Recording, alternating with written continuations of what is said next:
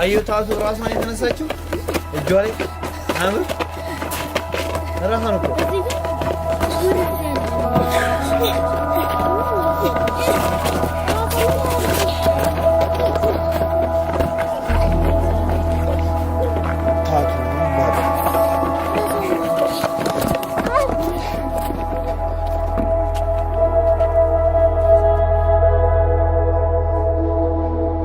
The Bible tells us to look after widows and orphans, and it also tells us to take care of people that are less fortunate than we are.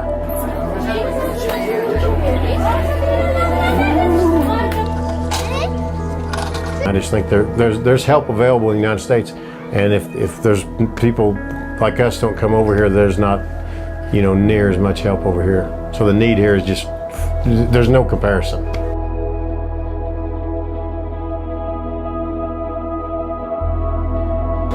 I just knew that I couldn't just come over here and rock babies.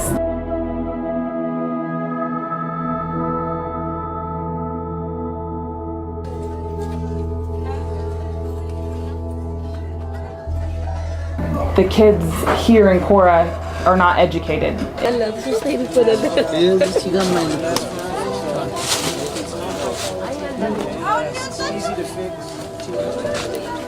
On the parts and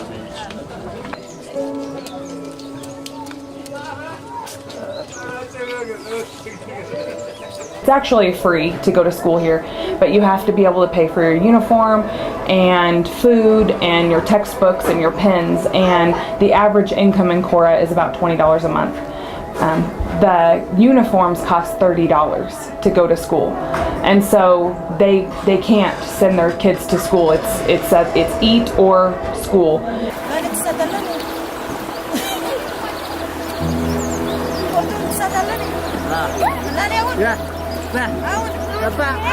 We decided together that we were going to find sponsorship for 50 kids. Well, God had other plans.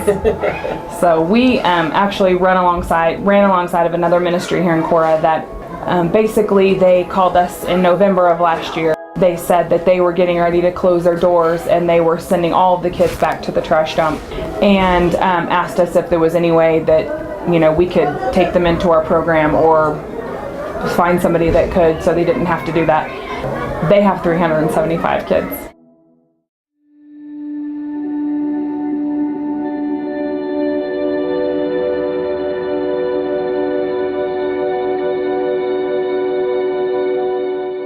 And Lord, we just thank you for everything that you have done for us. In your name we pray. Amen. Amen.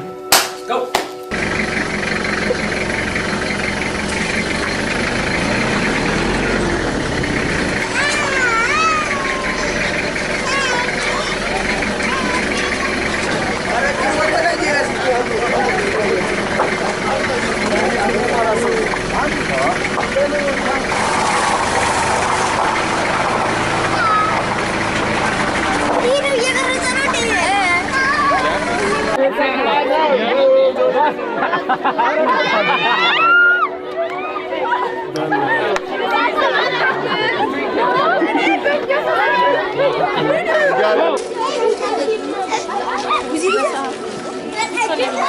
I'm Jason Lanier. We're here in Kora, Ethiopia once again. We're doing a day 2 of our shoots for the profile shots for the Addis organization. I can't get enough of the kids, and apparently they can't get enough of me and my equipment. But we're going to go in here, start shooting, have a good time, and hopefully change a few lives. So they love my cameras. Beautiful. Saki saki. Come on, Gondomaro.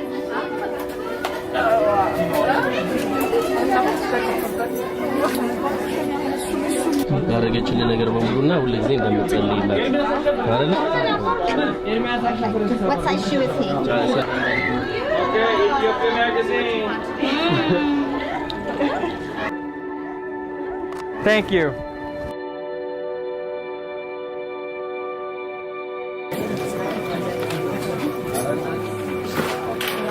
Okay, that's okay.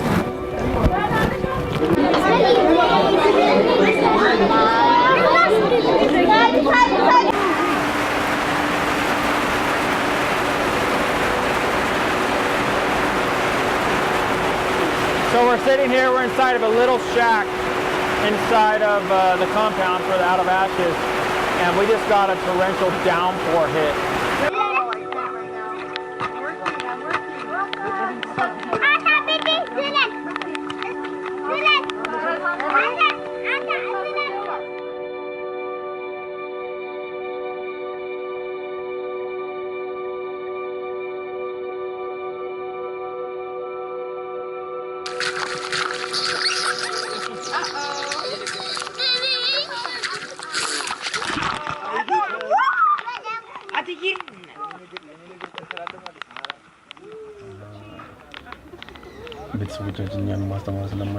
Our family could not afford to send us to the school.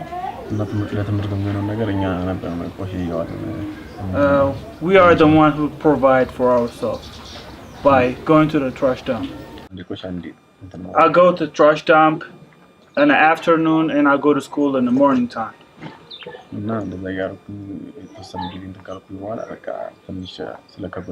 For a few years I go to school like that, but I could not go and I could not afford it, so I have to quit school. And I just go to the trash dump full time. I stayed for the trash dump for over 11 years. While I was there, I see a lot of horrible things. And there's a bulldozer who works at the trash dump. And there is a deaf elderly lady who works there collecting recycling stuff. And I see my own eyes the bulldozer put the trash into her, and the bulldozer buried her, and I feel so bad on that time. And there is a friend of the lady who got buried. She starts screaming, and the driver of the bulldozer asked, where is her? Where is she? And he pointed out. I showed him the place, and I just walked out. And he could not find her. He could not find her to that time, and after 50 minutes, she got digged out. And like I still feel guilty. I feel like I'm responsible of her death. Wow.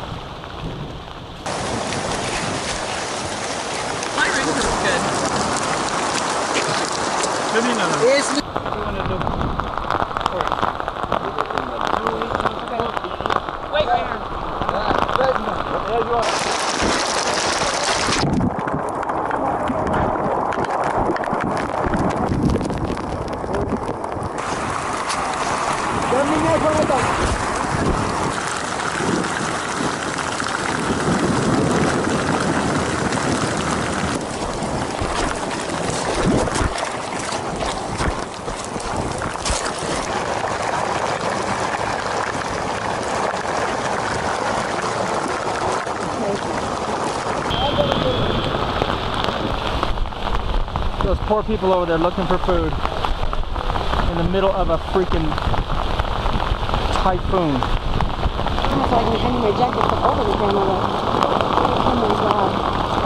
This is outrageous. Look at that. Look at them running away from the train. The bulldozer. Guys, need to hurry up.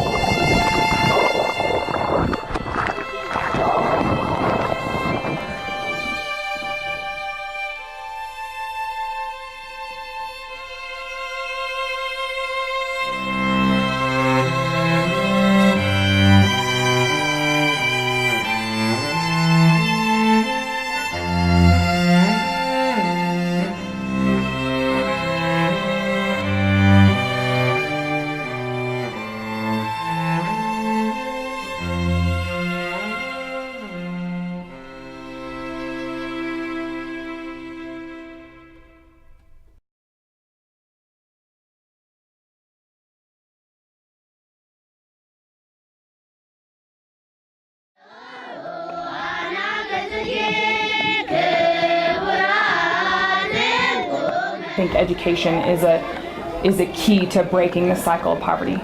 If they're not educated, they cannot come back to this community and do anything. So they end up, it just is a cycle of poverty forever. Their families are at the trash dump, they go to the trash dump. There's no way to break it without education. We are at Lesperance boarding school. We do have 3 boarding schools which we send our kids.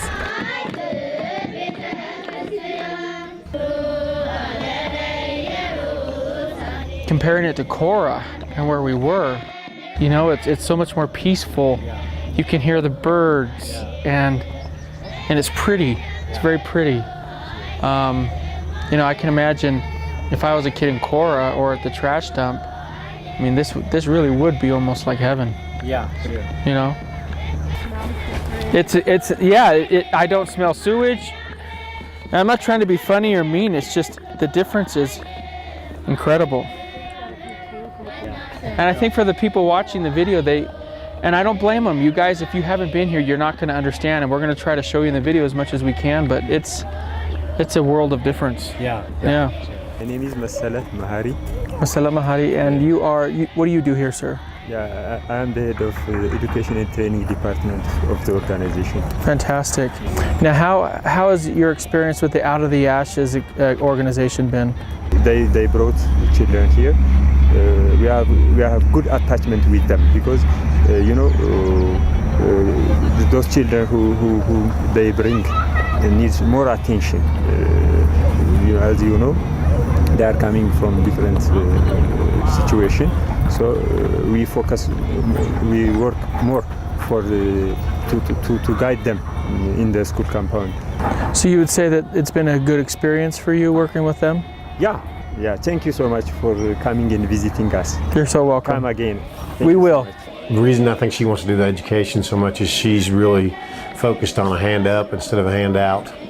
What I have learned in ministry over the years is that I probably won't see a huge change in Cora in my lifetime, but it only takes one. And so one kid being educated can make all the difference. And we may never see it, but eventually I believe that it will get there.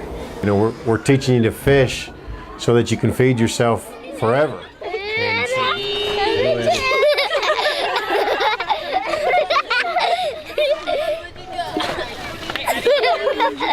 Let you go.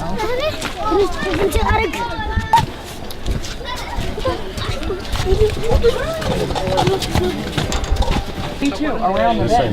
No, this is the house.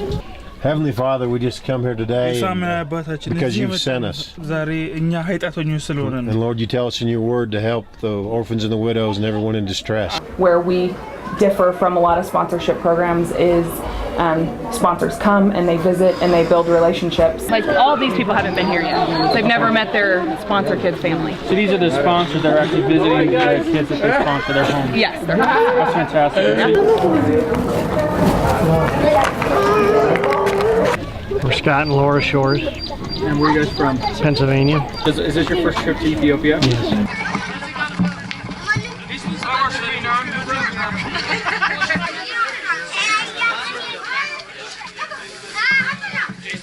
I think the reason that we came is because you can donate to so many places, but yet you don't know if the children are getting what you've donated. And you don't know, if it's corrupt or not, because how can you see, a half a world away?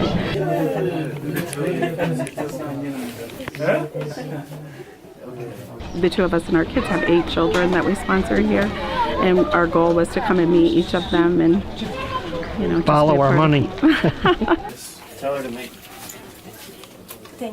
We learn in the United States we get angry because fast food is not fast enough and because our steak doesn't taste exactly like we want it to.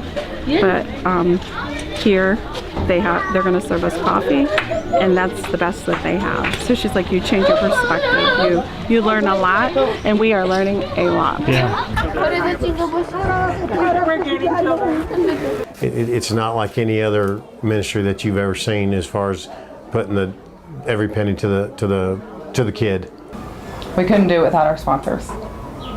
We couldn't do what we do here without their support of the children in Kora. Not only are we changing the child's life, but I really feel like we're also changing the sponsor's life.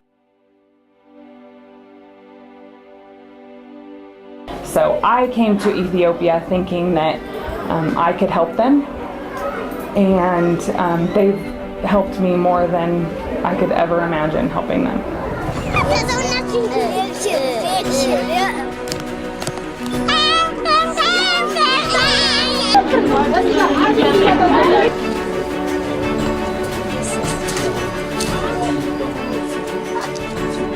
We're teaching the kids that they are important and that they're all valuable. Hey, buddy. Hey, hello, hello. Hello, hello, hello.